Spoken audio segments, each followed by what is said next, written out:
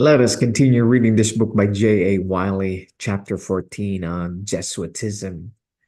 But before I share with you today's reading, I would like to invite you for a word of prayer. Our Father in heaven,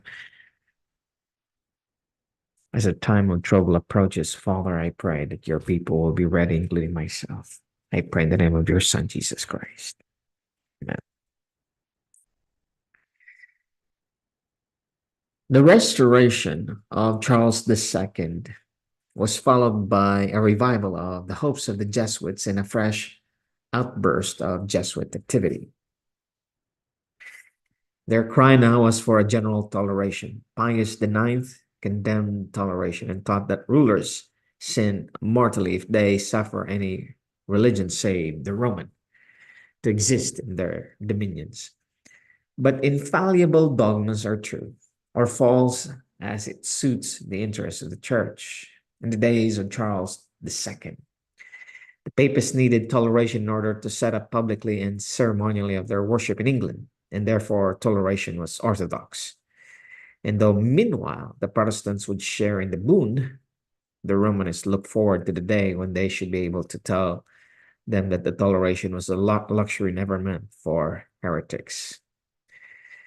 The Jesuits strove therefore to widen the breach betwixt the Church of England and the nonconformists, in order that the cry for toleration for tender consciences might wax yet louder and the door be open for the restoration of the Popish Church. Matters, however, did not progress so rapidly as they wished. Charles II was in secret entirely with them, but he was too much the sensualist to risk his throne for any religion whatever. And so the Jesuits, hoping to find in his brother James a more willing tool, gave Charles his viaticum in what is known to the Italians as a drought of the Aqua Tefana, a form in which they have been known to administer the last sacrament to their popes with their measures were not quite to their taste, or they were found to lag superfluous on the stage. At last they succeeded in placing a papist on the throne. Now was the winter of Puritanic Reformation to be made glorious summer. James II made no secret of being of the church. He went openly to Mass. The air now acquired an Italian warmth, and the productions proper to the Roman clime began to put forth and blossom in England. Crosses and cowls met the eye, avies and orisons saluted the air. Romanists swarmed in all posts and employments. Dangers of that time, we remark by the way, became the safeguards of the age that followed.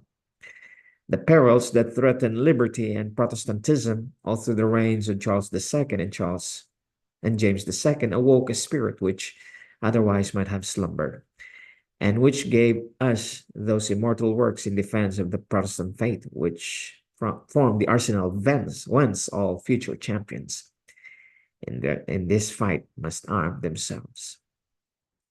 There came a second era of glory to England, an after summer, as it were, of such intellectual brilliance that hardly was it inferior to the first in marvelous splendor in the days of Elizabeth. These writings, so rich in learning, so irresistible in logic, and so magnificent in argument, silently but powerfully fed the deep springs of piety and patriotism in the nation and nourished a spirit that in the end toiled the tactics of the Jesuits and swept suddenly away the intrigues and labors of long years. Whether the Tudors or Stuarts were in power, whether the rose was a white or a red, England's great people stood liberty's tower. England was steadfast in heart and in head. Dr. Martin Tupper. Wisdom the Romanists had never possessed. Their cunning would seem now to have departed from them. They looked at the surface of society, and especially they fixed their eyes on the throne.